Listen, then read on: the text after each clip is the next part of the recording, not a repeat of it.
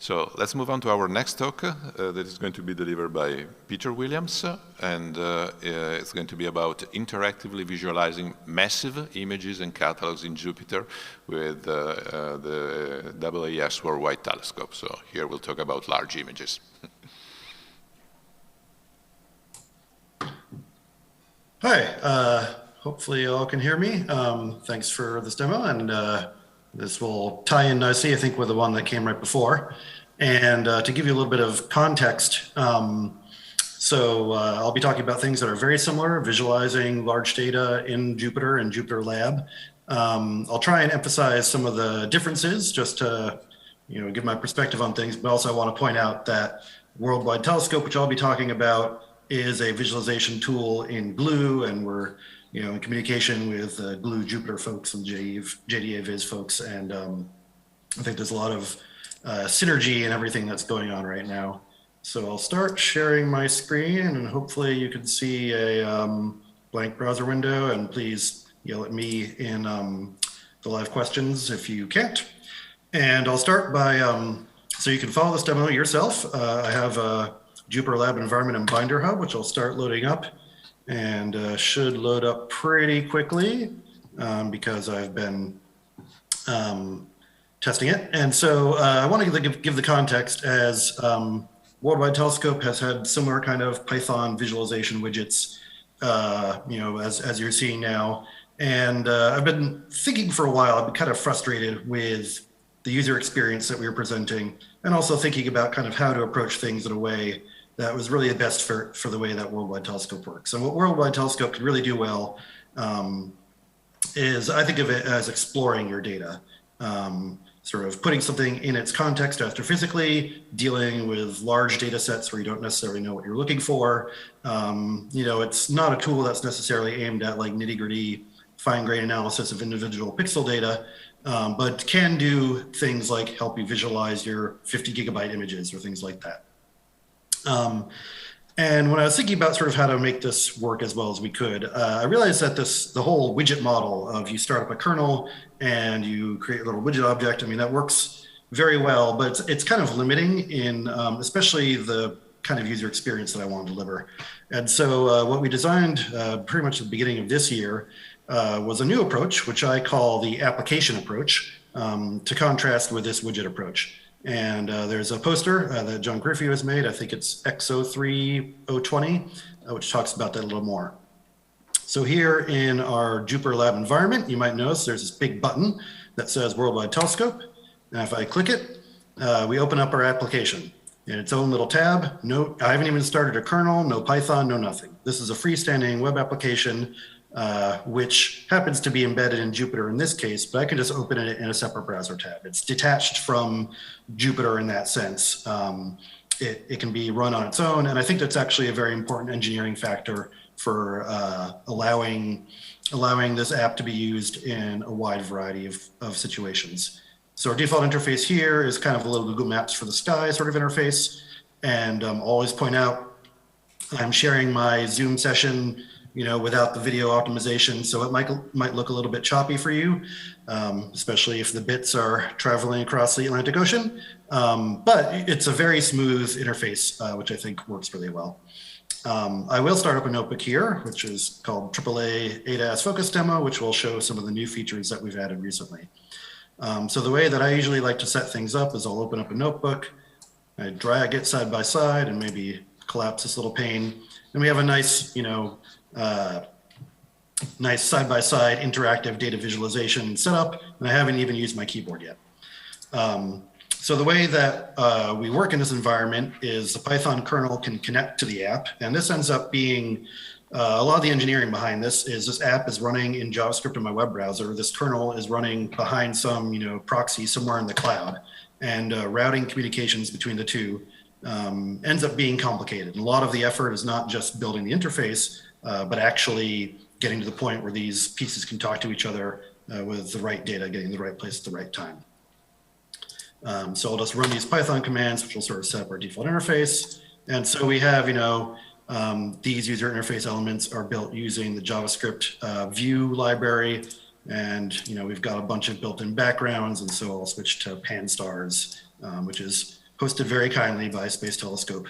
And so this is an all-sky mosaic of Pan-STARRS 3Pi data release 1 data set. And if I zoom in, you'll see the data tile in. And you'll see a nice depth of everything that's going on here. So to start talking about the new features that we've got recently, the first one I want to show is with NSF funding, we've developed a feature to allow us to visualize huge FITS files. So as an example, if I run this command, it will essentially tell the application about a data set. And then I can click through here and load up this data set. And this is a mosaic of data from Hyper Supreme Cam provided by user El Sayad. And so this is a FITS file that is, I think, 20,000 pixels on the side. And hopefully you've seen a little bit. If I zoom in, we're getting the Google Maps effect of my data actually tile in progressively. So this whole data set, I think, is tens of gigabytes. But I can explore it in the sort of interactive Google Maps-y, panny-zoomy way that you'd like. And the key to this is you need to process this data set to sort of downsample it and also break it into little pieces so we can load data on the fly as opposed to having to navigate the whole data set. So this interface over here provides some basic controls so I can do the usual stuff. You'll have seen these color map names before. I can play with this stuff and a little bit of a thing where I need to adjust this UI over here so I can expose some controls. So I can adjust the stretch and the zoom.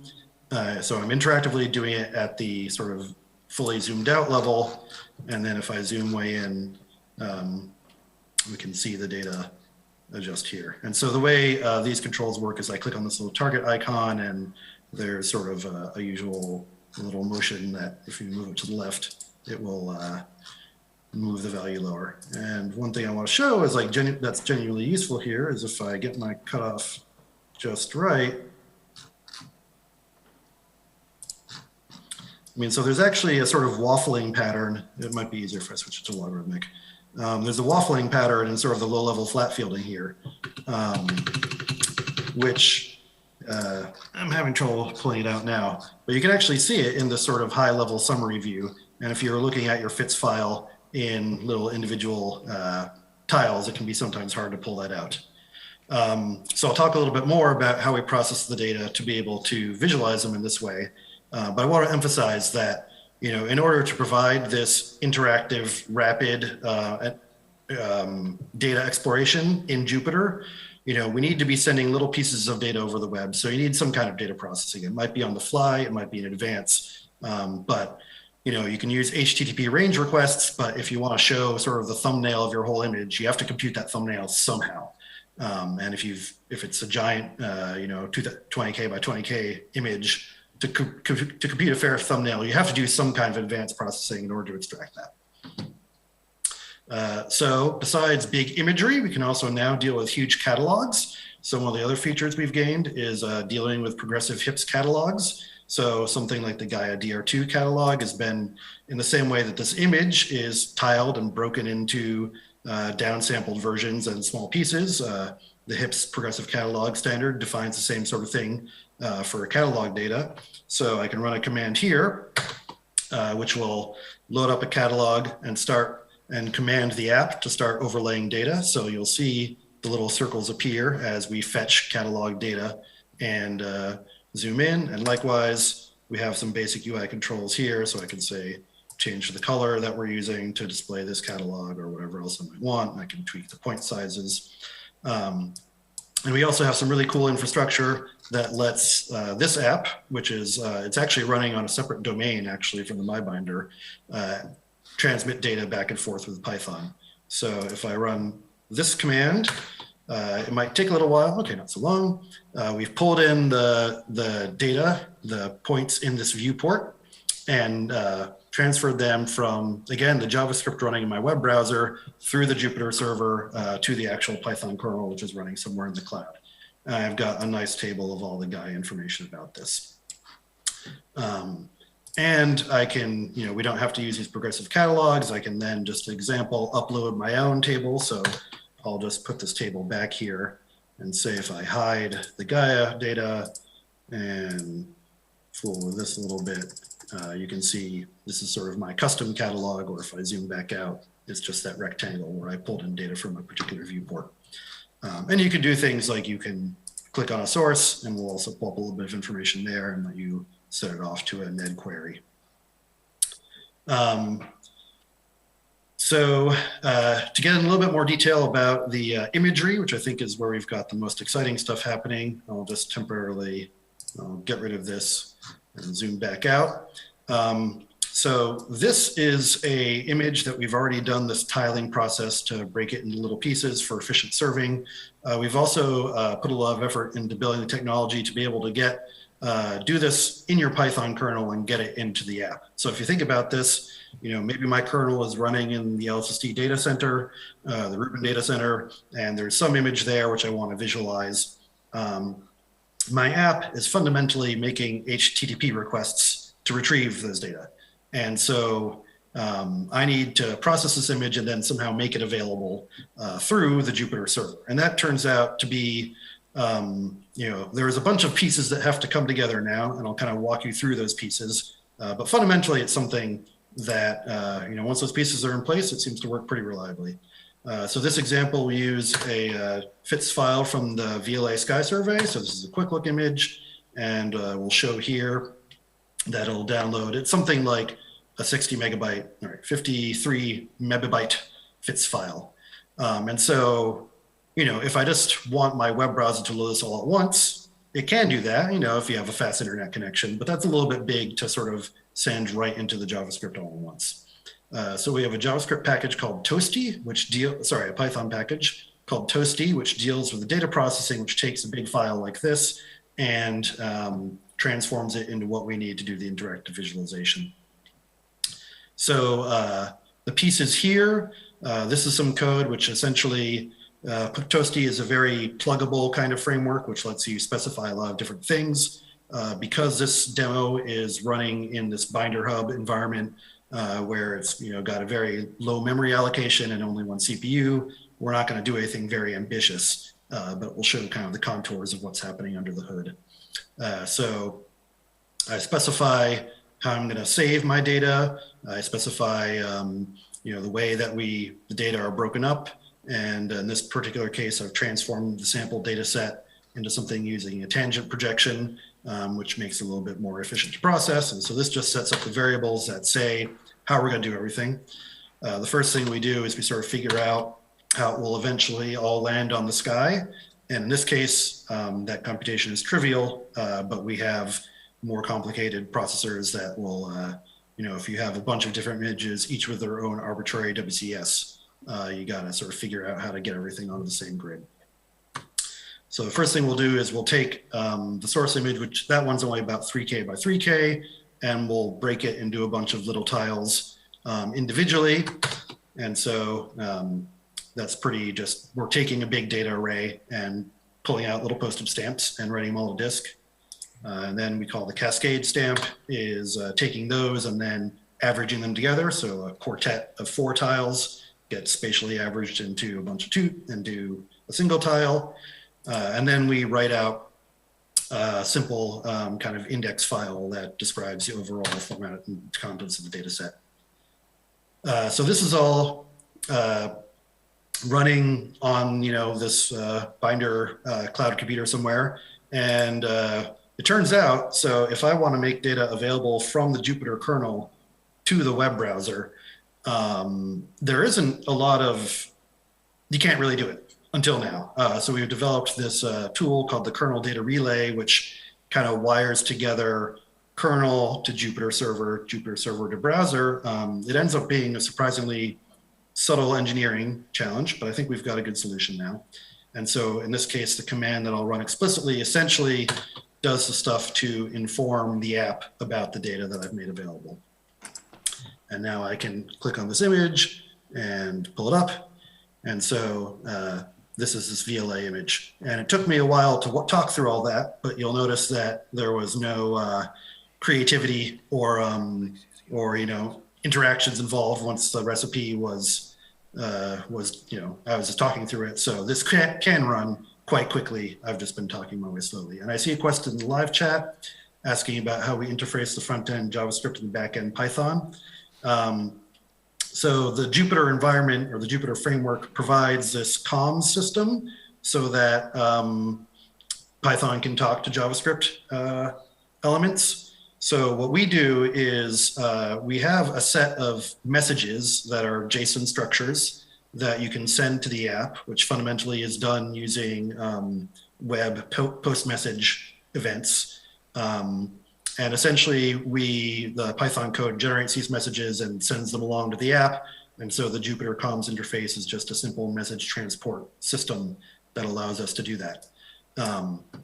So the main thing is like the app that I have running in, I can open up the app in a separate window, and this app has nothing to do with Jupyter, but it can still receive these same kinds of messages and be controlled in the same way. And, I pulled up some documentation here where, all these messages are defined and their fields are spelled out. And so you don't need to stick to our implementation to control what's going on. But fundamentally, this approach, most of the stuff that's actually at the Jupyter level is kind of setting up pipes for these messages to go back and forth properly. That's the wrong image. So I can do similar kinds of fooling around with this image. The radio sky looks pretty different, but I don't know. I know that this is on top of NVSS, so we can pull up NVSS, the old VLA sky survey as reference imagery, and I can say blink the image on and off, and if I zoom way in,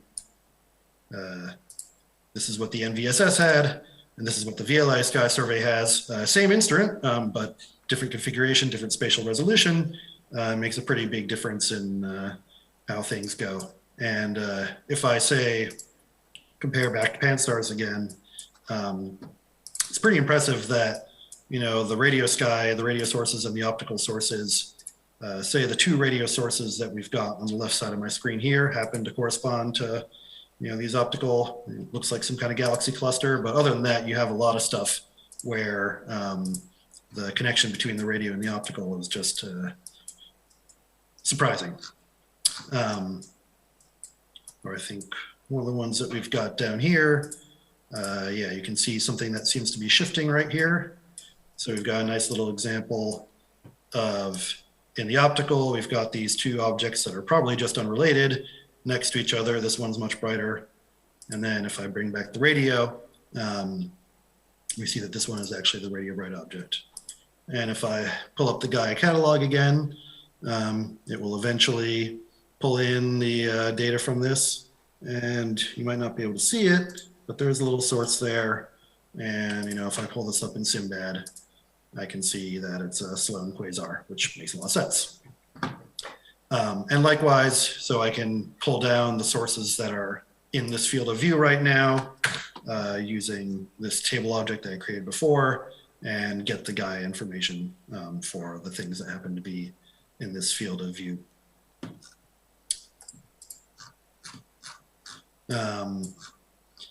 Yeah, so, and then if I zoom out, sort of watching all the Gaia data as you navigate around the sky, I think it's just super duper cool. Yeah, we stream it all in as it's needed.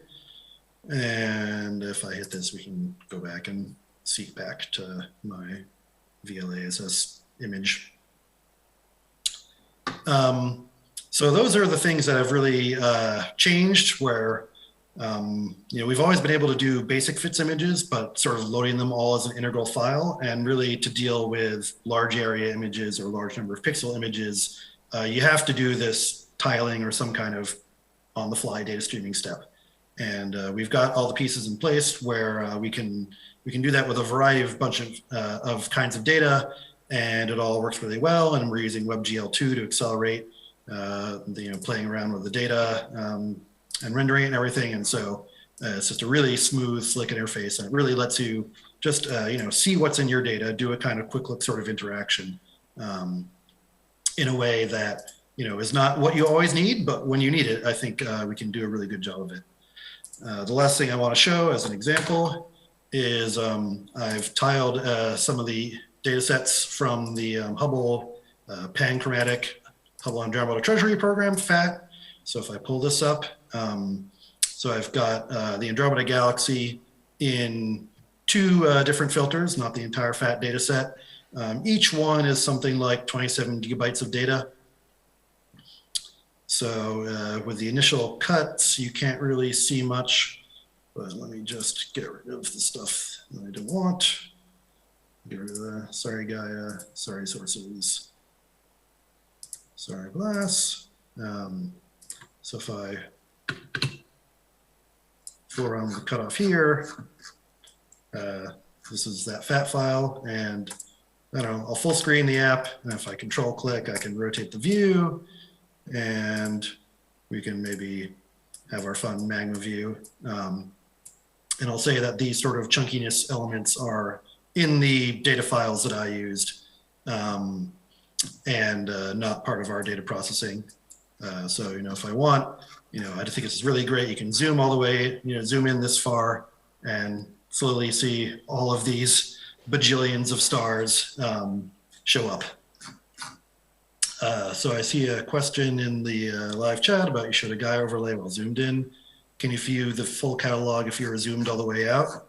Yeah, so the way this progressive, I'll just add that back so I can also add it through the UI. So we have a built-in list of, no, Zoom is getting in my way. Let's move that. We have a built-in list of a whole bunch of catalogs that you can choose from. So the way that it works is essentially the more zoomed out you are, the more it truncates the fainter sources. So there's kind of a spatial sorting of the data, and then there's also a brightness sorting of the data. So that, if I'm out here, if I loaded every single source in this field of view, it would be probably like millions, but we truncate it. And then when I zoom in, you'll see that it'll pull up more data, and probably we'll get some more circles appearing. Brian asked about the kernel data relay. Yes, it's,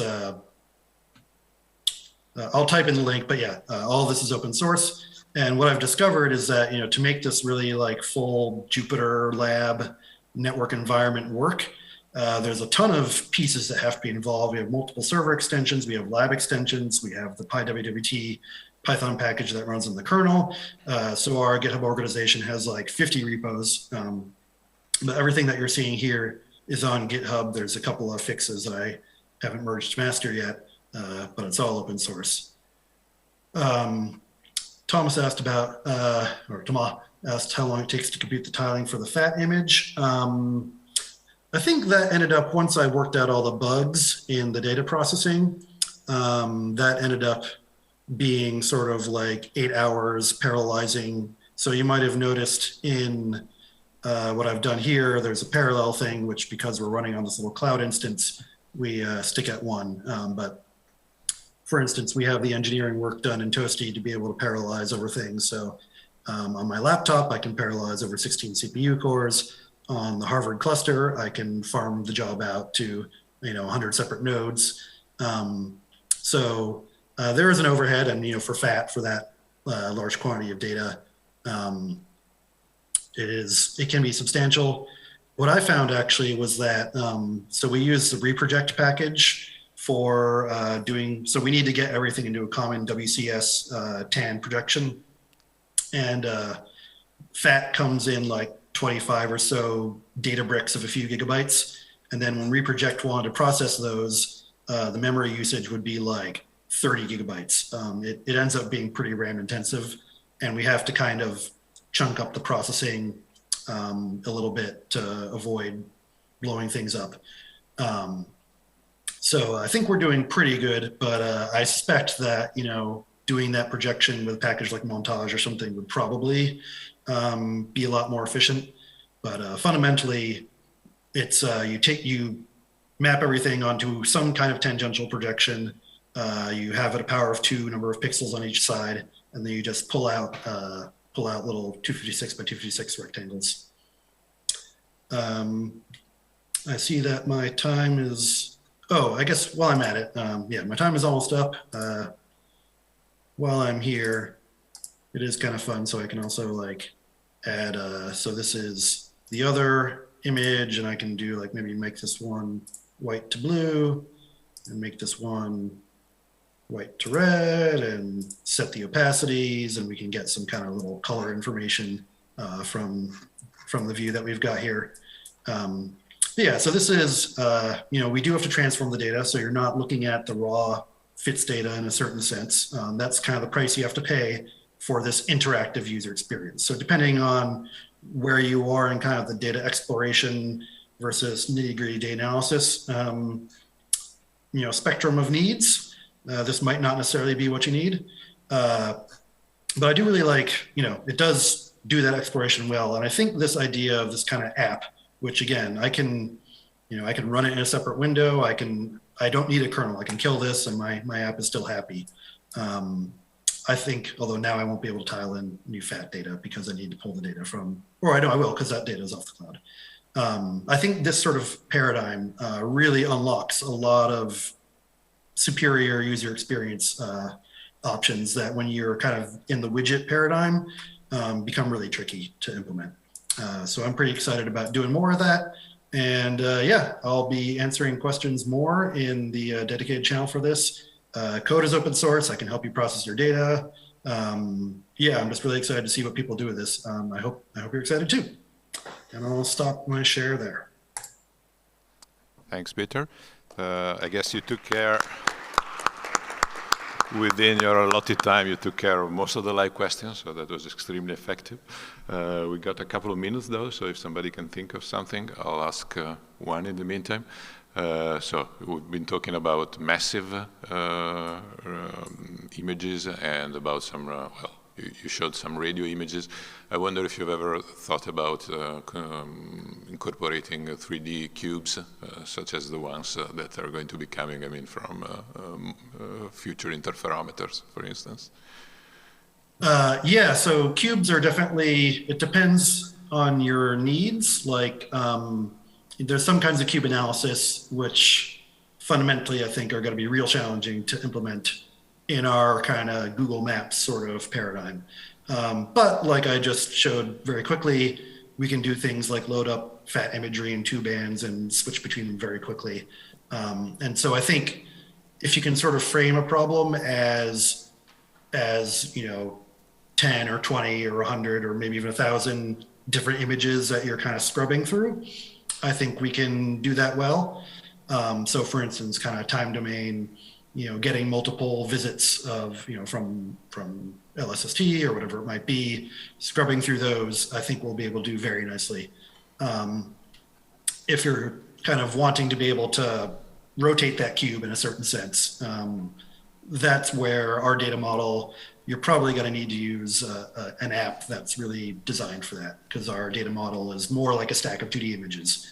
And for some applications, that'll work great, but for some applications, that's going to be limiting. Of course, thanks. Great stuff.